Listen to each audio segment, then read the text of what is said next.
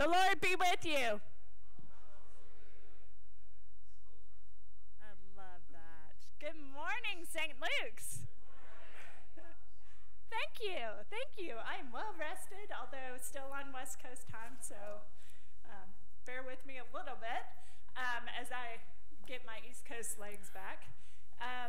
We are so lucky this morning to get to be part of a conversation about homelessness in Atlanta. And I'm going to just go ahead and hand it over to Tony so that he can describe what we're going to do this morning and what we're going to be talking about and how we're all going to engage this issue. So, welcome. Good morning. Good morning. So I had a full slate this morning, preaching at 8. That's okay. I appreciate the opportunity. The nerve. You're going to put communion. So Raphael and I are here, and I'll give some introduction. Yep, that's my beard. Yeah, it happened during the Good Friday service too. So I'm used to it. All right. Keep going. I thought he was going to bring me a handheld. Go ahead. There. Talk. Good? Yes. Talk. I don't know if that's going to work. All right, so I'll try to keep going. That's not distracting at all. And go with that. Yeah.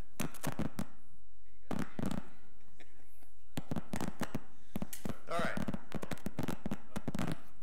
Maybe it's not true.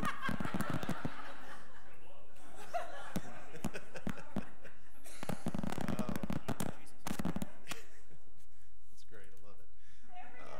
So anyway, it's really great for us to be able to have an opportunity to have a conversation, and that's what we really want this to be. One of the things that I want to talk about is where we are since the Peachtree and Pine effort. I think most people are relatively familiar with what we did there. That was an incredible collaborative effort. I think everyone would agree between the Regional Commission on Homelessness and United Way, the Continuum of Care for the City of Atlanta, and the provider community. One of the things that we saw was what a good relationship actually exists among the service providers in Atlanta.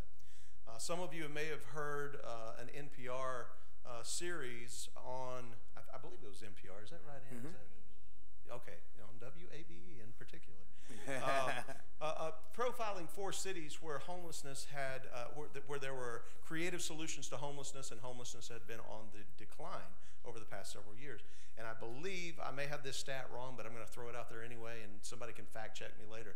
But I believe it's been 6 consecutive years, Raphael, does that sound right? Mm-hmm. 6 or 7 consecutive years that we've seen a decline in the homeless, the count, the point-in-time count that's done once per year of all those experiencing homelessness in Atlanta.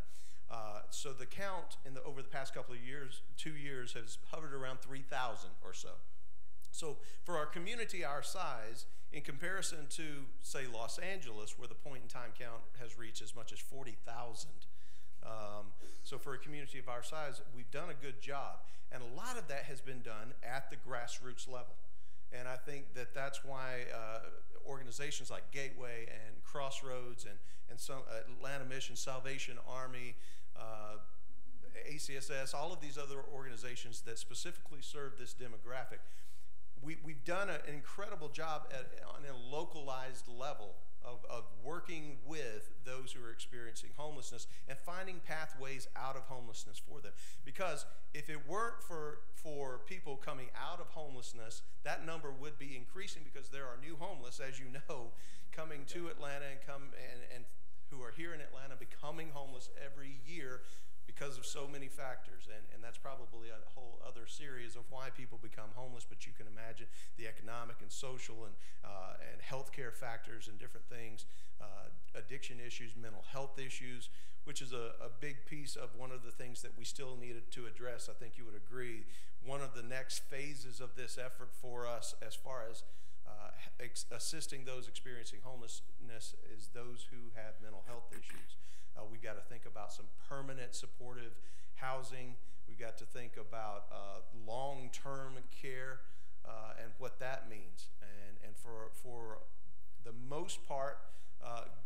agencies have gotten out of that mental health care, that long-term mental health care. And so we've got to start coming up with some local, privately funded solutions and begin being more creative with that. As I've said before in forums here, if you have been homeless, you have experienced trauma. And so the longer you have experienced homelessness, the greater that trauma becomes. It becomes more acute. If you already have some level of mental health challenge, then that trauma makes that mental health challenge even more acute. And so we've got to shorten homelessness. And one of the phrases that we use a lot in the Atlanta Continuum of Care is that we want to see homelessness be rare, brief, and non-recurring, okay? And so that rare part on the front end is very important because the longer it goes, the more difficult it is to come out of homelessness. And so the rare and brief part, we need to tackle that issue. And then the non-recurring part, or the never occurring part, actually, is really our challenge. And I want us to think about this holistically. I don't want Raphael and I and others like us who run nonprofit organizations to be some separate sector of society that we're the ones tackling this issue. This is not a homeless service provider issue. This is a societal issue. This is all of us. And I think we'll never really get to that place where we have ended, I don't even want to use the phrase ended homelessness because that's a whole other conversation. But we can never really get to the place where we've dealt seriously with the issue of homelessness and provided true opportunities to keep people out of homelessness or to bring them out of homelessness until every sector of society is invested in this. And so it does have to have a governmental aspect to it, where the local government and state government and federal government all have to be invested. But corporations have to be invested. Businesses and corporations have to be invested. It needs to become part of the DNA of every corporation. And I think one of the reasons that we do a little bit better in Atlanta is there are so many corporations who are invested in this issue, who do have foundations who are focused on this. But I think it needs to go beyond the foundation level, and foundations are wonderful. We couldn't exist without them, right? But foundations are maxed out with what they can do. We've kind of reached the point to what foundations can do. Well, maybe. We'll talk about that more, Ann. But, you know, we need to go beyond that. So we've got to go beyond the service provider who's on the street. We've got to go beyond the foundation that has some money set aside for these efforts and these issues. And we've got to get to the place where every business corporation is invested at a structural level in this. Part of the reason my businesses exist is to make sure that everyone in society has an opportunity to be housed, to be fed, and to have the health care that they need. Now, we can have a whole other conversation in this political season about the government responsibility in that and how much the government should respond. And I do believe they play a role, but it cannot be separate from our business and corporate sector. And so we've got to think about it at that level as well. And then finally, the church has to be more involved. The church can't just have an outreach committee. The church must be outreach. I'm ducking in case things are flying. Now, I say that in a comfort. I was pretty safe saying that here at St. Luke's because that's who we are, right? And just about everybody in the room that I see is involved at some level in some outreach ministry. You're in the kitchen in Clyde's kitchen. You're in the mailroom at Crossroads, working with Standing Together, or you're working on the grants committee. This is an involved church. But I got to tell you a secret. You may not know this. Not every church is like St. Luke's. It's not the norm for every church. And I think we can have an influence on that. And I think St. Luke's is an influencer. And we have to continue to be that influencer in every way that we can, both through personal relationships that we have, through our other contacts outside of St. Luke's, talking about what St. Luke's is involved in, who we are as a church. We'll continue to preach it from the pulpit, I know. At least as long as Ed, Elizabeth, and Horace are here, you will hear it from the pulpit. It's going to be at the very center of who we are as a parish. But other churches don't always take that up. And so we have to speak about it. We have to talk about it. We have to be an evangelist for this understanding of the kingdom of God. And so I got a little preachy there. I can't help it. I'm sorry about that. Backing up. So since Peachtree and Pine, we have had, a lot of you have heard about this fund that was raised in large part by Jack Harden, Regional Commissioner on Homelessness, Shirley Franklin, in conjunction with money that came from the city, pulled it together, $50+ million to address the issue of homelessness. And those funds have begun to be given out, spread out. Raphael's been the beneficiary of that, and he'll talk a little bit about the Evolution Center.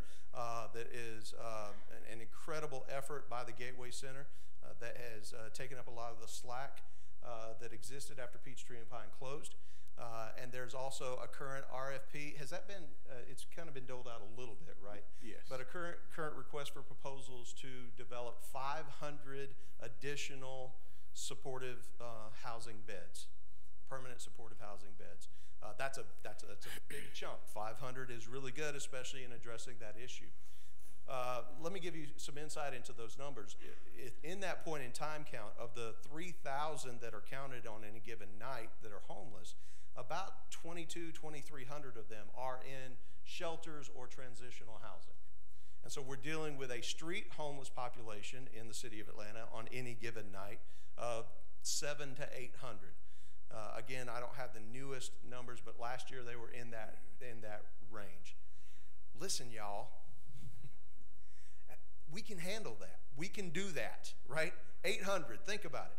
I think we can do something about that. Now, let me give you a caveat. Every single person experiencing homelessness needs a different answer to overcome their homelessness.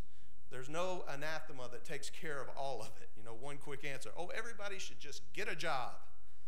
No, it's not that simple. You have addiction issues, you have mental health issues, you have physical disability issues, co-occurring disorders, on and on and on and on. Many, many, many barriers, as you can imagine, of what it takes if you are living on the street to get and keep a job and a home. So the answers are not simple, but the answers are always, and here's my key word, relational. It always comes back to relationship. And that's why you need the local grassroots provider, the one who people walk in off the street and they know the name of the person that they're coming to see, because that's how they gain trust in order to listen that, hey, you can trust to walk down this path and do this. You can trust me. I'll walk with you on this path. And so while 800 may not seem like an overwhelming number, at the same time, that means a lot of people walking side by side with each of those 800 for weeks and months and even years to see them come out of that homelessness. But let me ask you this. What else have we got to do in this life? What does the Lord require of you? Do justly, love mercy, walk humbly with your God. If you walk with your neighbor in need, you're walking with your God, according to Jesus. And so, let me introduce my friend Raphael Holloway, because I want to give him plenty of time to talk about what's happening at the Gateway Center. Been there for 4 years now? Three. Yeah, we're on the same track. We were on that's the same time, that's right. Absolutely. So July 1st was my 3-year anniversary at Crossroads, and what was your 3 July 5th. July 5th was 3 years at Gateway. Thank you. And so the radical change you've seen over the last 3 years. Kidding. So anyway, so Raphael was at Families First before coming to Gateway Center, and I had heard about him, but we hadn't met. And then he got the Gateway job, and I didn't, so I was mad at him. No. We hugged it out. But then the Lord worked it out because he sent me where I was supposed to be. And so then we really dug in together at the Peachtree and Pine effort. It could not have happened without Raphael just opening up the resources, the human resources and the financial resources of Gateway Center to make that possible. So Raphael, if you want to talk a little bit about about your experience of that and then what you have been doing at Gateway Center since then. Sure. So first I'd like to say good morning to everyone. As Tony shared, my name is Raphael Holloway. I have the pleasure of serving as the Chief Executive Officer for the Gateway Center. I have been there 3 years, and I'm also celebrating 20 years of being in the city of Atlanta. So Atlanta's home for me. I'm a transplant from Toledo, Ohio, split time in Toledo and Detroit before moving to the city of Atlanta. And ironically, my background is as a licensed professional counselor. So I was working in the substance abuse arena in Ohio for an outpatient facility, started doing some work dealing with HIV because of the substance abuse work. And when I transitioned to Atlanta, had an interesting job with an organization named Aid Atlanta to work on an outreach program over on Edgewood. This is before the transition of Edgewood, if you all remember Edgewood and Boulevard and what it looked like during that time. And that program focused on substance abuse, mental health, homelessness, and HIV. So just throw the whole gamut at you and see what you can do. But it was an interesting training ground, and it really was my first introduction to homelessness in the city of Atlanta. And I learned a lot through that experience. And through that time, I've worked in public health, child welfare, reentry, corrections, a number of other sectors that all intersect back to homelessness. So with that, at Gateway is celebrating 14 years of service to the city of Atlanta. And I am excited to be a part of that fabric and that history. We are focusing our work on 5 primary areas. That is housing, placement and stabilization. That is also including medical, as Tony explained, and health, access to healthcare is important, and that's medical and behavioral health. We're also looking at community and family engagement.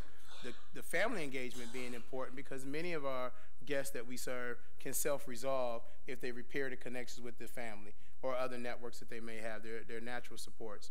In addition, we work on job readiness and job placement as being key, and I stress readiness because everyone isn't ready to be placed into employment, and sometimes we skip a step with people in that aspect. And then also we focus on literacy, and that's adult literacy and financial literacy. We are able to serve through the support of community and our funders, but primarily through community and our volunteers, 10,000 individuals a year.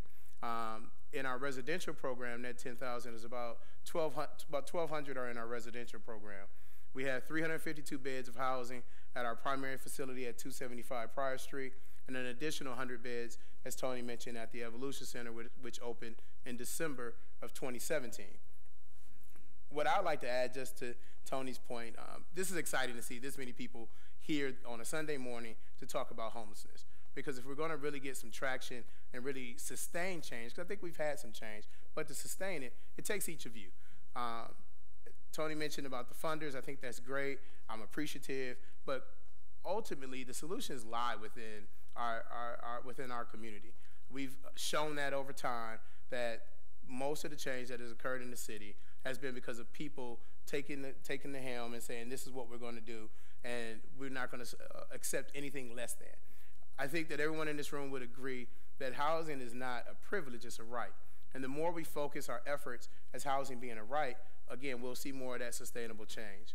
As mentioned with Peachtree and Pine, we played a part with that with Crossroads, Salvation Army, Atlanta Mission, and the city partners that Tony mentioned. It was another learning experience, work with that, but it worked well. It shows what can happen when you leverage resources together. And that has been the motto that I've seen in the 20 years that I've been here in Atlanta compared to other cities. People are always in wow of the fact that you partner with people. You go to conferences, other places, and you talk about all these collaborations, and people are like, really? You can get people to do that? And it's just the norm here. And that's exciting. I think we need to hold on to that. I think there are a lot of things that are unique to our jurisdiction that helped us with the Peachtree and Pine issue that we need to start sharing more. Oftentimes in the service world, we try to model our work out of other jurisdictions. We'll look at Miami, we'll look at Houston, we'll look at Chicago. But what I've learned over time is that you have to really look at your footprint and say what's unique there and what works there. Just like the community we're trying to serve requires a different type of intervention or service, so does Atlanta. Atlanta can't pick up this from the box and then say apply it to Atlanta. It doesn't work that way. And that's what we found with Peachtree and Pine, quite honestly. Each week we adapted to the needs of those 300 plus individuals that had made a choice for change. Obviously, there were more than 350 or so folks in the surrounding area, and I'll get to that. That's more of our challenge or opportunities, I like to say. I try not to use the word challenge, but that's our opportunity. But we transitioned 350 people to different types of housing solutions, whether if it was permanent supportive, rapid rehousing, some self-resolved with the income that they had saved, and then only a few had to still go to shelter temporarily till vouchers or other things became available. I also like to highlight the Atlanta Housing Authority actually played a big role in that as well by making some new vouchers available, and that was new for the city, definitely innovative and out of the box, which we are thankful for again. And I think that's what it takes. We can't keep using the same solutions and expecting something different to happen. And so that has worked well. I do think that as it relates to our counts, there are a lot of people that don't buy the numbers that we have. I think they are the best numbers that we have, but they probably aren't completely accurate. It's a system. It's a way of trying to gather data, and there's always room for error. I don't think that it's far off, but there is a subset of population that we can't get to. And many of you probably have seen or heard, but it's the people who are living in their cars, some couch surfing, or even potentially living in the weekly hotels. The count that we have does not capture that group very well. It's pretty much those that you can see or engage with on the street. So for me, I think our number is probably closer to about 3,500 to be a little bit more accurate, which still is just a couple hundred. Doesn't change the path we need to take to try to work on solutions, but I think people get kind of lost in the conversation. Oh, the number's too low. It's pretty accurate. The other piece that I would add is that working with the 3,000 individuals that we have that are experiencing homelessness, the 800 that might be on the street to the 2,200 that's in a program, we do have a little bit of a bottleneck that's occurring in the city.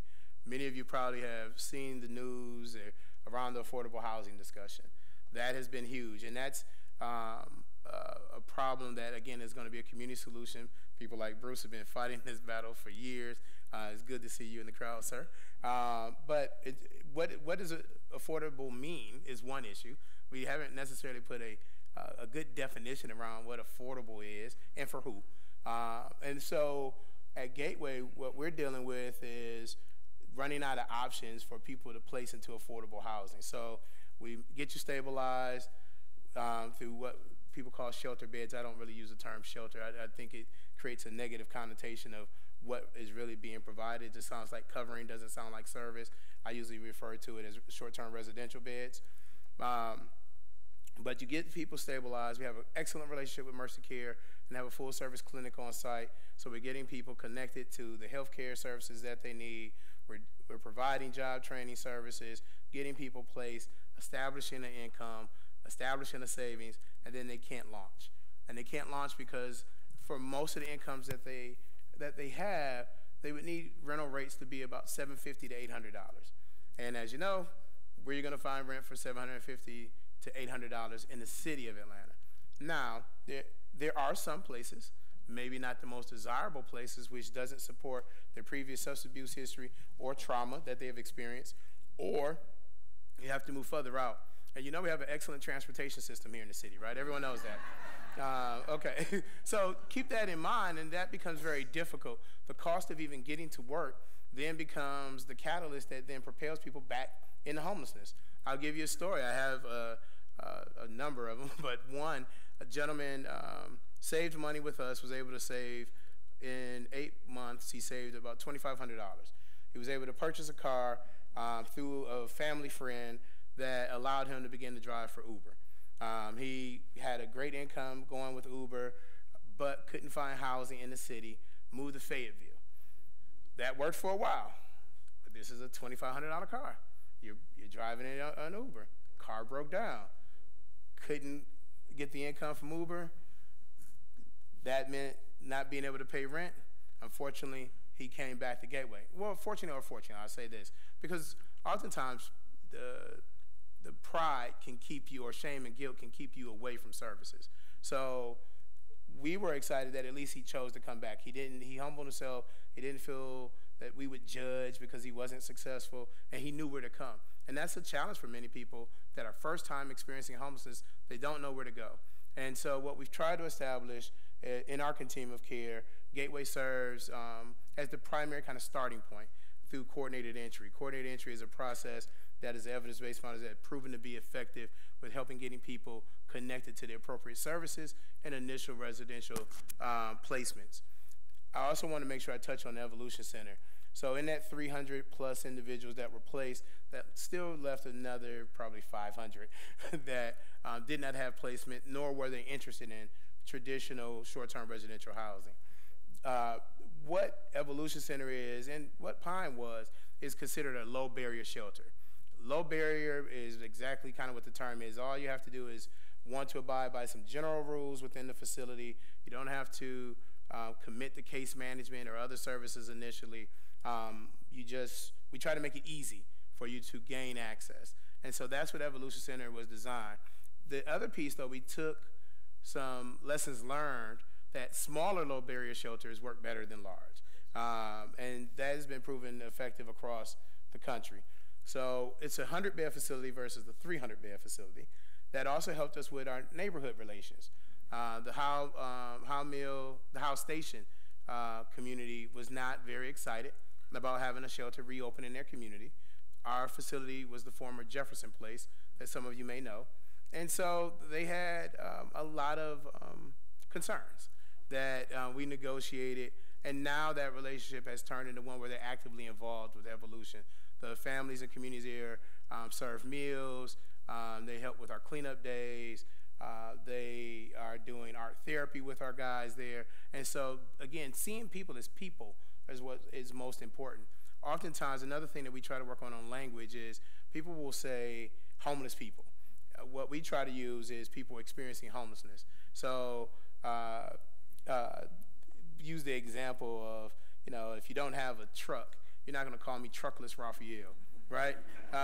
So it doesn't make sense to call to reference others in that manner. And so we at Evolution have reduced the size to 100, still have a low barrier model, but we have an opt-in approach. So at Gateway, it's program beds, which means you're getting case management, service plans, you're committing to all this, you're committing to these rules.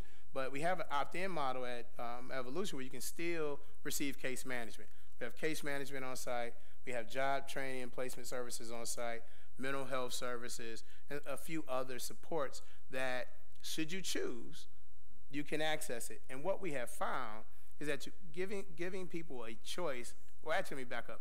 Seeing other people have success models for others to consider trying. And most of it's the relationship part that I haven't trusted because systems have failed me. I haven't seen anything come out of it. But when they see others getting the service, they say, hey, what's that? This is the case management we told you about upon entry that you said you didn't want at the time. And then they'll decide, well, let me try it. And we've seen a lot of success with a population that typically is very difficult to serve, very much chronic, which means they've been homeless for longer periods of time. And we've been able to get a lot of our guys at Evolution placed into permanent supportive, transitional, or rapid rehousing. I know transitional is a word that our HUD partners don't like for us to use, but reality is transitional is still needed for a lot of the folks that we serve. So we're very excited about what we're able to do at Evolution. Excited what we're doing over at our primary facility, but most importantly, excited about our partnerships like the one we have with Crossroads. Just so you all know, Tony has made his staff available for us to help with IDs and birth certificates on site. And then that way also, if the days that they're not at our location, we can refer them here. And it makes people aware, again, of the service. In some cases, we can provide transportation to drop people off here and pick people up to come back to Gateway. But again, it's just leveraging the existing resources as much as possible to maximize the impact we hope to achieve. Let me start out with a question for you, too. With the coordinated entry for a long time, that was only at the Gateway facility on Pryor Street. Correct. Talk about the expansion of that over the past year. Absolutely. So in 2016, actually just when I had arrived, I was told not only did I have a capital campaign project, but I had a demonstration project to launch. And this demonstration project was the coordinated entry. And from that time, we began serving individuals. We would serve 250 to 300 people on site at Gateway each month. The reality was we still weren't touching everyone. And so through conversations with Partners for Home, we were able to get expansion dollars that allowed us to have staff to go out in the community. That includes coming to Crossroads, because we want to meet people where they are. Again, it's relationships. So if they trust Crossroads, well, then let's go to Crossroads, because that's where they trust. If it's Atlanta Mission, Salvation Army, there's about 6 different locations that's where people go. That's their trusted location. They don't come to Gateway for whatever reason. We go there and provide the coordinated entry, but more importantly, we begin to provide some ongoing support. So once you have the assessment, there's a navigator that works with that individual to let them know where they are on the housing queue, answer any kind of general questions. If they decide they want to get into a short-term residential bed, we can work on that, but then make them aware and try to get them placed. And also what I wanted to touch on is oftentimes I get the question of, well, what can I do to get someone to go to shelter? And the reality is it takes, most of the studies will say for outreach, it takes anywhere from 15 to 20 touches before an individual may decide to take the offering that you're providing. And so if you are engaging people in your community that are experiencing homelessness, just keep with the conversation. Don't think that it's not working because they don't want to go to a short-term placement today. The fact that you are taking your time to see them, again, I emphasize, it's very important to see the person, because so often people overlook them, turn away, make assumptions about who they are. Once you build that relationship, you will be surprised that after a few touches, a few conversations, their willingness to take the suggestion of moving on from being unsheltered to shelter just because of your engagement. Second question I get a lot, Raphael, and you may have heard this. Since Peachtree and Pine closed, I see more homeless on the street. What's your response to that? So my take is that it's not more. I think that because it was concentrated in one area, again, you were able to overlook it. Most people in the city knew that if you came to this corner of Pine, what to expect. And so they either avoided it or some came and provided services. But now that people have been dispersed from this area, they are now concentrated or scattered a little bit more and around the city. So I don't know that it's more. I think that we do have an issue that we don't have a day center for people to go to during the day, which Pine served as that for a lot of folks. So again, being in the building kept people kind of out of sight. We don't have that right now. There's a small day center program that Atlanta Mission offers. People assume Gateway's a day center, but we're not. So you see more of that. But what you also see are people, most of the pockets or encampments are going to be around where people can get food or potentially gifts from people, whether that's money out of your pocket, the tents, the sleeping bags. So you see them more in the Edgewood district, as you probably see more growing there as you go through the underpass. Even by us on Pryor Street under the underpass going to the freeway, you see an increased encampments, and you see it by us because even if they don't want to access a residential bed, we do offer free showers, lockers, phones, and things that people can, laundry. So they stay close to the service, but they don't want the residential component. So you see that we are having conversations about the need for a day center and what that may look like. But I think the longer we wait, it looks like it's growing because people are just out more and they're scattered around a little bit more than what they were over here. And one of the things Raphael hit on that I think is really important as we continue to develop is holistic services in one's area, in one facility. Mm-hmm. The idea that Gateway needs to provide as many services as may be needed in one place for the people who can get there. They can't do it all themselves, so this collaborative effort of people going there is very important. But we need more of that throughout the city at centralized and vital access points around the city. And so the model, I believe, that Gateway Center provides is one that we can duplicate. And something that I'm sure is part of conversations about duplicating this model of holistic services in an accessible point for people. All right, so we're a little short here. We went longer, but that's our nature. So we want to make sure we ask some questions. So Elizabeth, you. Good morning. Are there significant differences between women who are homeless and men who are homeless and the services that you provide? Absolutely. I know from our perspective, a large portion, I won't err in giving a percentage, but a large portion do have children. They may not have their children with them all the time, but they do have children, and a lot of what they're trying to do, even if they're alone on the street but have children elsewhere with family, is they're trying to reunite with their children. So again, you run into all of those issues of what that may mean for women who are homeless on the street, and what it means for them to be able to care for their children and have a job, get to the grocery store with children on public transportation, and the extra expense that adds to it, on and on. There's a host of issues that are unique to that experience. For women on the street without children, there is an added danger.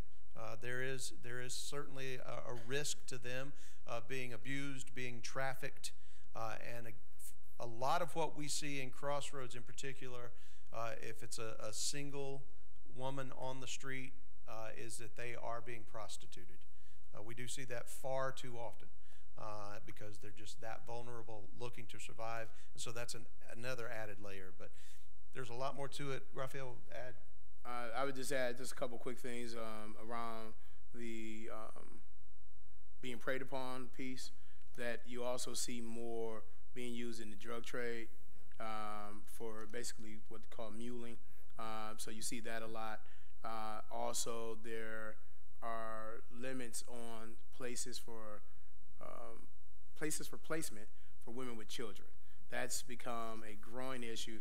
Though the bulk of our population are men, women with children, are very difficult to place because of limitations. Nicholas House is a great provider, and there are a few others, but they fill up quickly. And so that is, as Tony shared, a huge challenge for us. Yeah, hi, good morning. Good morning. What do you do when you come up to one of these many street corners and a guy or gal is standing there with a sign that says, "Homeless, need help, please help, God bless"? I mean, what do you do? So for me, typically what I do, we actually have these outreach cards, and I apologize I didn't bring any with me.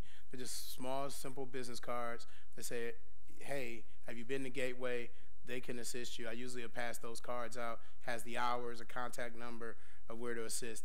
Every blue moon, I will take someone and actually go buy a meal. I don't give cash, but it really just kind of depends how the spirit moves me that day. But for the most part, I will give them a card so they can have a starting point, because I'm also surprised at how many people don't know where to go.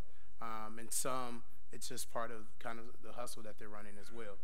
And I'm glad you bring that up. We had some cards that Crossroads has out at the the reception area, but I'll also get some of Gateways from Raphael and have them here, and we'll make sure that these are out here for everybody to be able to pass out. Thanks. I really appreciate you guys coming here to elaborate on what you offer. I'm fairly new to Atlanta, but to piggyback off the question about women, and are there shelters is it all inclusive right now here in Atlanta, meaning women and men and children can come to the facilities? Or, and then another question I had is on vouchers. If you could just explain that a little bit, like how does the voucher system work here in Atlanta? Now, there are shelters, transitional housing, residential support programs specific. Talk too much today. Specific to women and women with children. City of Refuge, where I was for many years, is one example. Matter of fact, City of Refuge came out of direct efforts by Mayor Shirley Franklin because she saw that there weren't enough beds for women and women with children. We at one time at City of Refuge, when I was there, had over 300 beds for women and children. Things reduced a little bit now because they specialize with women who are victims of trafficking. Atlanta Mission has a women and children specific program, My Sister's House, Solomon's Temple, and I know there are a few others that focus on women and women with children. So those do exist. There are some sticking points with HUD-funded guidelines that say they have to be all-inclusive. Thus far, that hasn't really caused a whole lot of problem in Atlanta. So I think those facilities are needed, very much so, for women who have been traumatized on the street to come into a facility where they don't have to relive that trauma. That's an excellent question, and I'll let you. Yeah, and I would just add that, so I didn't mention our facility. We assess all populations, men, women, and families on the coordinated entry side and the walk-up services. So we have basic need services, so the showers, we have set time for women versus men, the IDs, birth certificates, the clinic, all of those services. The residential side is men only. We actually had a little back and forth with the city when we were opening Evolution Center, because of those 100 beds, the initial plan that they would have wanted to see was 25 of them to be women.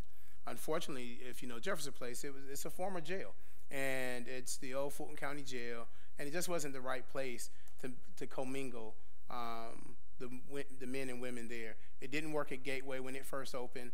For several years, Gateway had men and women and actually transitioned the women over to City of Refuge. And again, the trauma and abuse that people face, it's better to do it a little bit separate.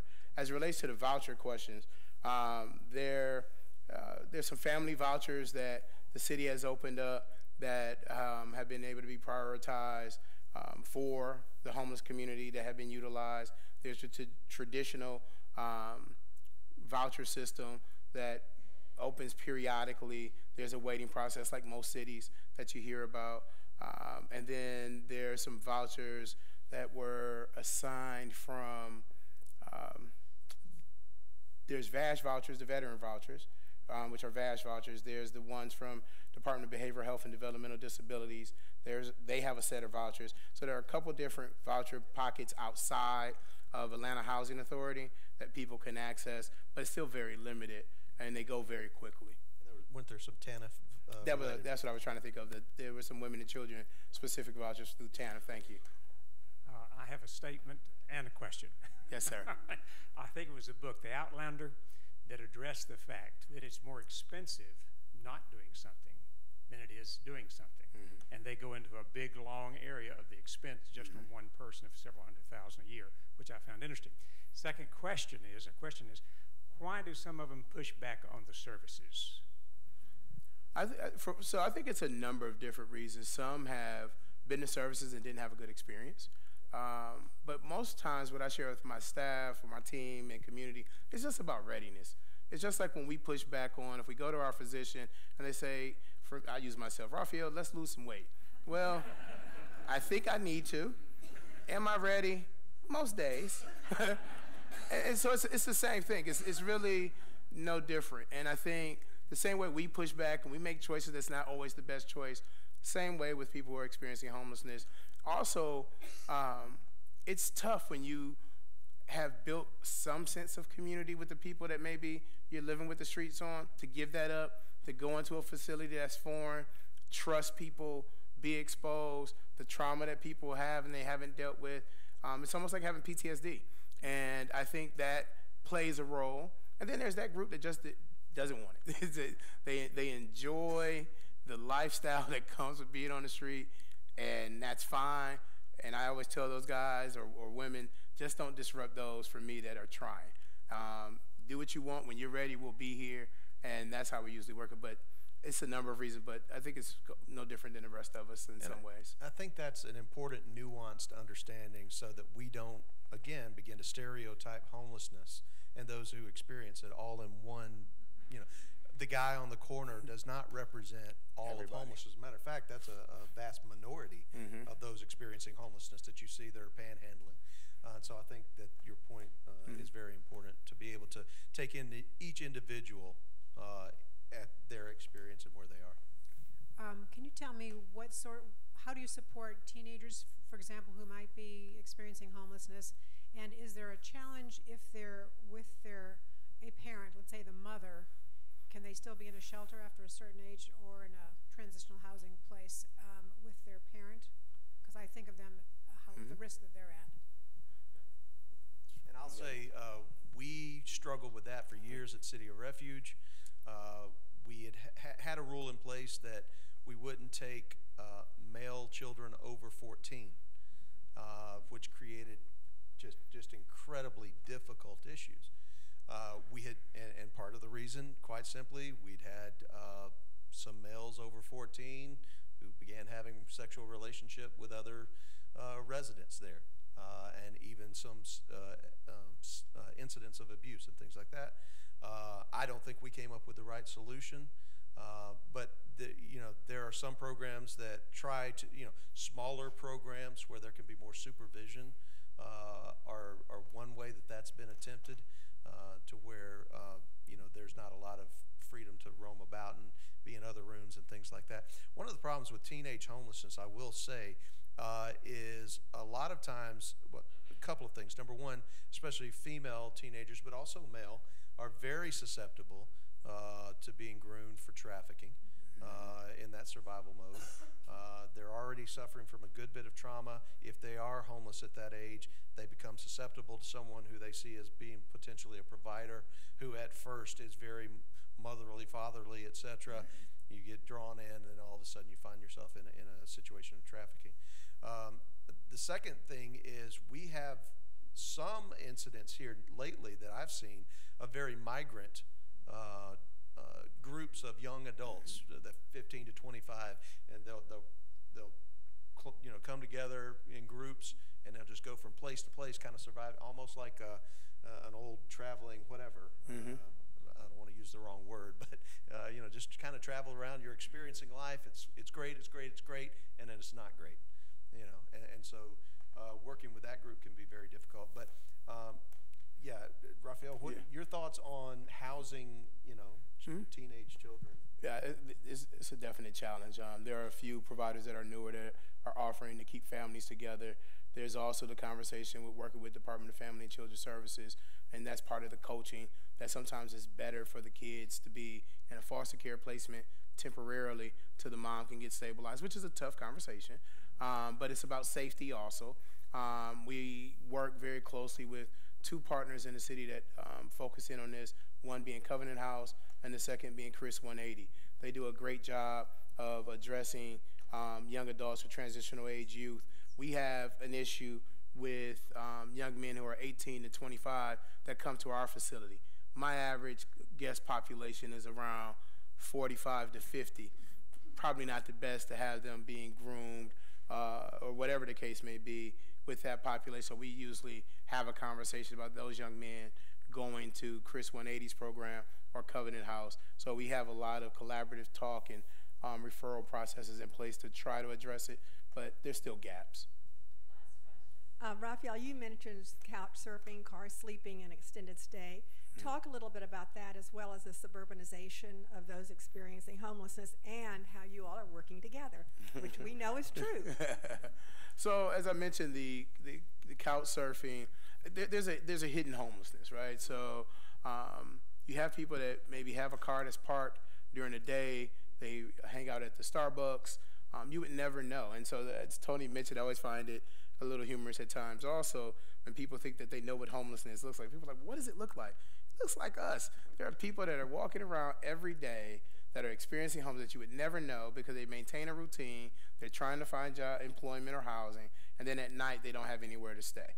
And so it's been a challenge. We've tried to engage with some of the short-term stay hotels to have a conversation and become a resource, because they are also realizing that they're getting families of 6 to 8 people in one unit. They don't want to put them out. They know they can't afford to rent 2 units. What do they do? So we have some outreach efforts in that aspect. As a community, we've been trying to expand our outreach teams. We do have a gap there. We don't really have enough outreach to go to all these, the visible pockets and the hidden pockets. So there was some expansion there through an RFP to try to do a little bit more outreach. But we really just need community to make us aware. If community is aware that this is happening, how can we engage in a safe, respectful, trusting manner with those groups? Because it's hard to give up that security. It still feels better than being in what people call a shelter. I tell people sometimes just come take a tour. We've had guys that were sleeping in abandoned cars that we just said, well, just come do a tour. They hadn't been to Gateway. They hear stories about what Gateway looks like. And I invite any of you, if you ever want to do a tour, you'll be surprised.